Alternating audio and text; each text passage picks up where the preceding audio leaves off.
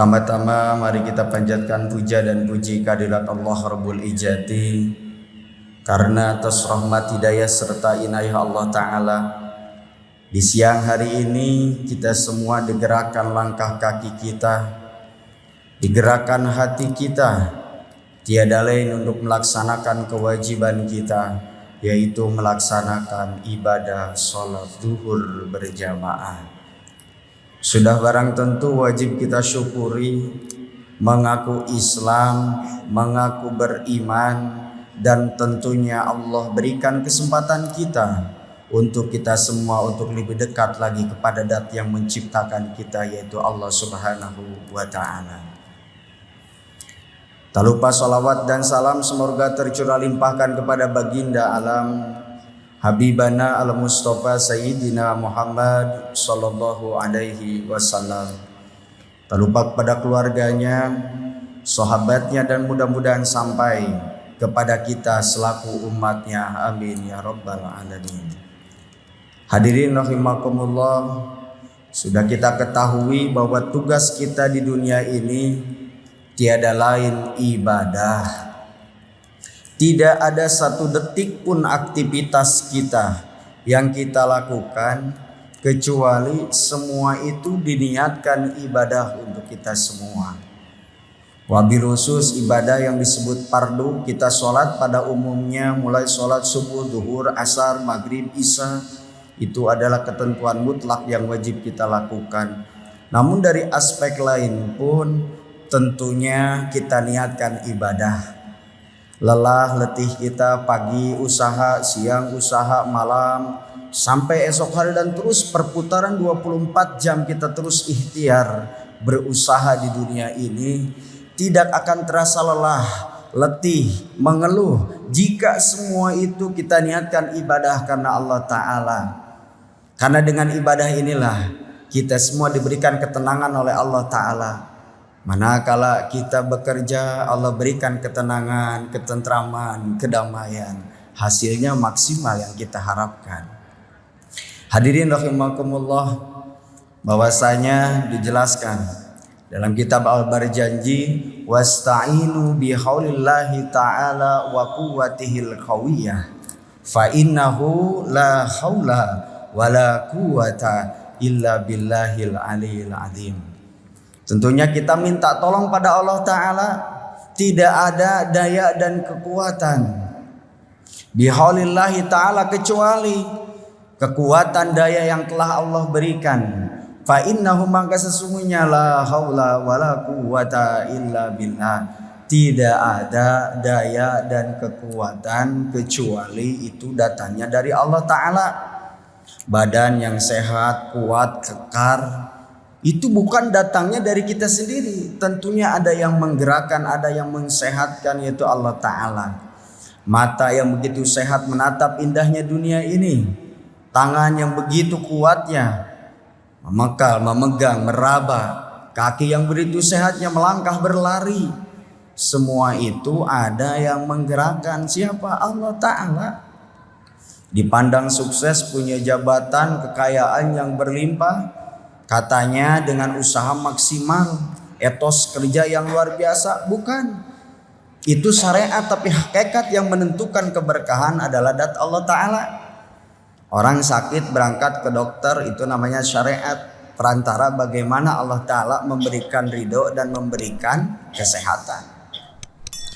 Hadirin rahimakumullah, sebagai tanbih wabil khusus bagi pribadi, umumnya bagi hadirin rahimakumullah, mari kita tingkatkan kualitas ibadah kita kepada Allah Ta'ala.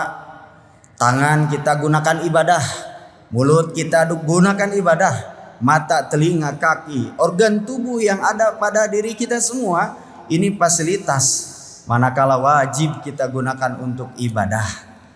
Menatap indahnya Masjid Al-Jabar dengan bentuk keindahan luar biasa, kita niatkan, kita bertafakur keindahan ini. Tentunya ada yang maha indah, Allah lah yang membuat penglihatan kita bisa menatap indahnya dunia. Allah lah yang menggerakkan tangan kita, Allah lah yang menggerakkan kaki kita. Yang mana yang datang saat ini bukan hanya daerah Bandung saja, bisa jadi di luar Bandung, bisa jadi di luar provinsi Jawa Barat. Siapa yang menggerakkan? Allah Ta'ala. Anak kita bisa ngaji, bukan berarti hasil belajar, tapi Allah yang memberikan Allah Ta'ala pada anak kita ilmu. Bisa jadi istri kita rajin ngajinya, thalabul ilmi. Siapa yang gerakan? Allah Ta'ala. Siapa yang membuat sukses diri kita? Allah. Siapa yang memberikan jabatan pada diri kita? Allah Ta'ala. Maka dari itu, iyyaka na'budu wa iyyaka nasta'in. Yang pertama kalimahnya adalah hanya kepada Allah Ta'ala lah kami menyembah, dan hanya kepada Allah Ta'ala lah kami meminta pertolongan. Maka dari itu, hadirin rahimakumullah, bersandarlah kepada Allah Ta'ala. Allah akan senantiasa melihat kita, menyaksikan kita, dan Allah senantiasa akan membersamai orang yang senantiasa ingat kepada Allah Ta'ala.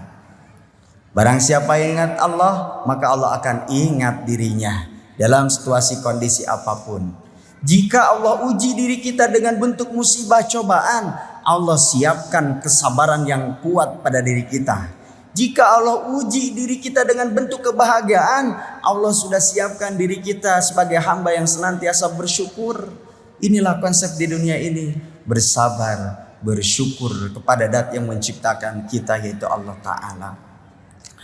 Hadirin rahimakumullah, Al-Habib Abdullah Al-Hadab dalam syairnya dijelaskan, qad kafani ilmu rabbi min su'ali wa tiyari badu'ai wa imtihani sahidun li bibtiqari. Qad kafani ilmu Rabbi, hanya Allah lah yang cukup tahu kondisi kita semua.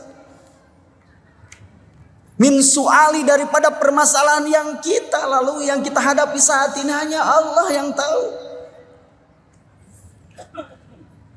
Maka dari itu, dalam syair di sini, jika kita diuji dengan cobaan, kesedihan, kesulitan, yang pertama ingat adalah Allah. Syahidun li bibtiqori, hanya Allah lah yang menyaksikan daripada kebutuhan yang saat ini aku perlukan, yang saat ini kita perlukan.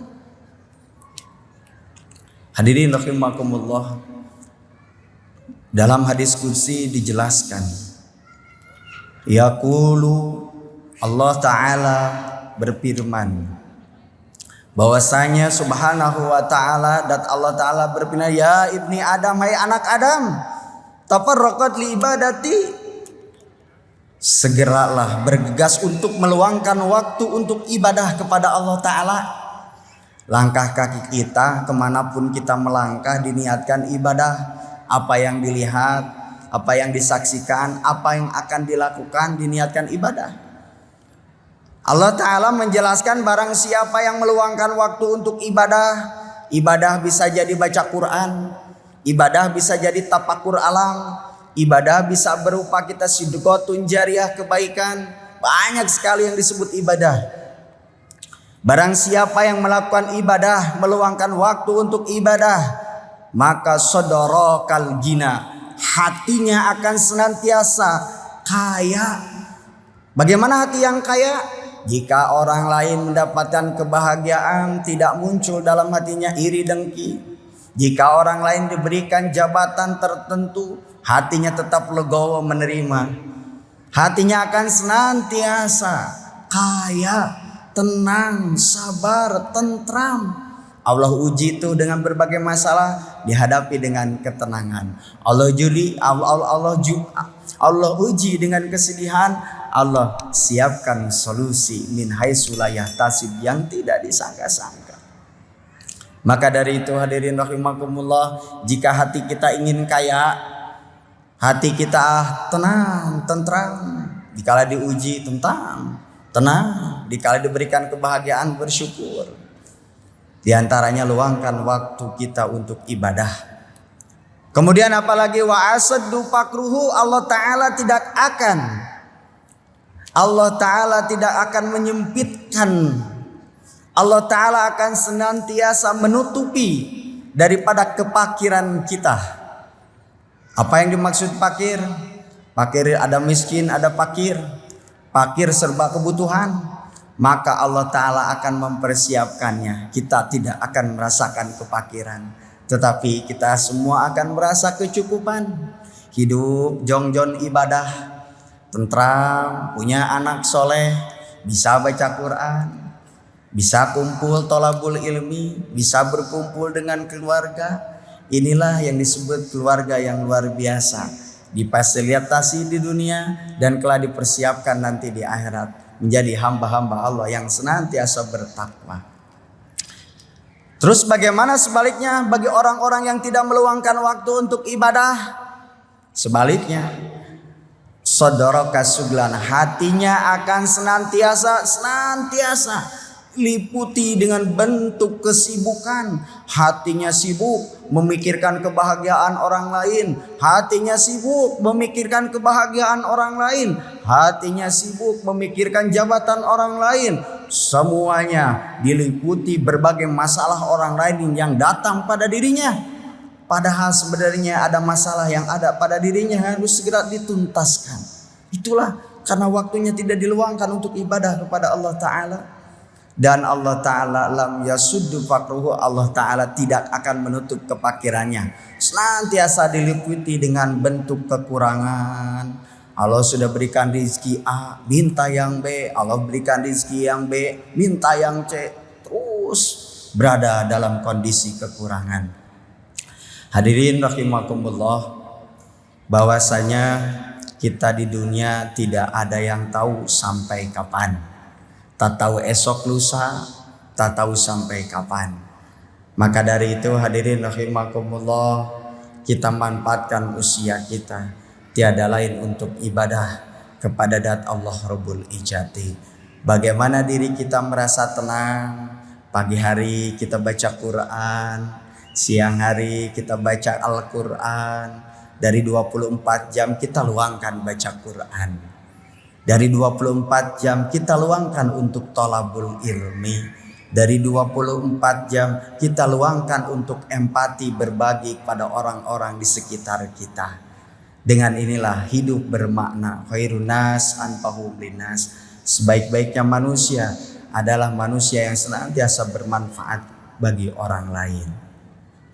Hadirin rahimakumullah, jejak rekam kita di dunia itu tercatat oleh malaikat yang telah Allah tugaskan, raqib dan aktif standby, mencatat kebaikan, mencatat keburukan.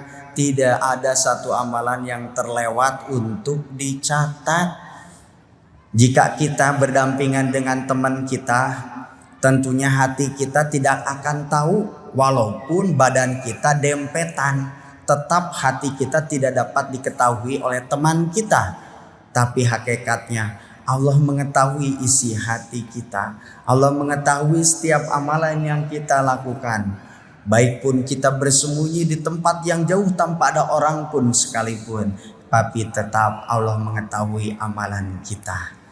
Sekalipun manusia itu panjang umur 100 tahun, tetap yang namanya meninggal pasti datang. Sekalipun usianya 200 tahun, tetap yang namanya meninggal pasti datang. Kalaupun tercatat ia hidup 500 tahun, ending akhirnya meninggal dunia. Apalagi kita semua yang pada umumnya kalau lihat patokan Rasul, usia 60 tahunan lebihnya bonus bagi kita. Untuk itu sudah siapkah kita meninggalkan dunia ini, meninggalkan anak kita, meninggalkan istri kita, meninggalkan suami kita, meninggalkan orang-orang yang ada di sekitar kita? Sudahkah kita kelak nanti siap untuk dihisab amalan yang sudah kita lakukan di dunia ini? Sejauh mana dari 24 jam kita semua beraktivitas, bekerja, menghitung bati, menghitung laba, terus kita menghitung dunia. Sudahkah meluangkan kita membaca firman ayat-ayat Al-Quran? Itu ayat Al-Quran pedoman. Jika kita tak ingin sesat di dunia dan bahagia di akhirat, taraktu fikum amra inilang tadillu matamaksakum. Kutinggalkan dua perkara, jika ini kita pegang terus, Al-Quran dan hadis, kita akan selamat di dunia dan akhirat. Tadinya ingin bahagia, mengejar dunia, baca Quran tidak diluangkan 24 jam. Baca hadis Rasul pun sama, thalabul ilmi pun sama. Naudzubillah. Khawatir datang yang namanya qaswatul qalbi. Apa qaswatul qalbi itu? Hatinya akan keras. Kalau hati itu keras, manakala dikasih tahu tidak akan terima. Manakala Allah berikan rizki yang berlimpah, ya sombong, lupa tidak bersyukur. Dikala diuji dengan musibah ketika hatinya keras, tidak bersabar, penuh keluh kesah, kesedihan yang ada pada dirinya. Untuk itu, hadirin rahimakumullah, mari kita fasilitasi anak kita, cucu kita, cicit kita, bukan hanya bahagia di dunia, tapi bagaimana cicit cucu kita, keturunan kita menjadi waladun salihun yang senantiasa bahagia di dunia, difasilitasi di dunianya dan disiapkan untuk di akhiratnya. Sudahkah kita mengetes anak kita? Bagaimana anak kita bisa baca Quran? Sudahkah kita mengetes cucu kita? Bagaimana cucu kita bisa bahasa Quran? Sudahkah kita mengetes anak kita, cicit kita, cucu kita bisa bacaan sholat, tahu syarat sholat, tahu rukun sholat? Ini pokok bagi kita, bagaimana kita meninggal dunia terasa tenang. Terasa tenang jika anak kita sudah bisa baca Quran, cucu kita sudah bisa bacaan sholat, tahu rukun sholat, tahu pembatalan sholat. Tenang jika meninggalkan dunia itu. Hadirin rahimakumullah, kita persiapkan bagaimana diri kita mendapatkan kebahagiaan di dunia dan kebahagiaan nanti di akhirat. Dalam sebuah hadis dijelaskan dalam syair Sunda, ya, mudah-mudahan dapat dipahami. Insyaallah nanti saya artikan bagaimana artinya.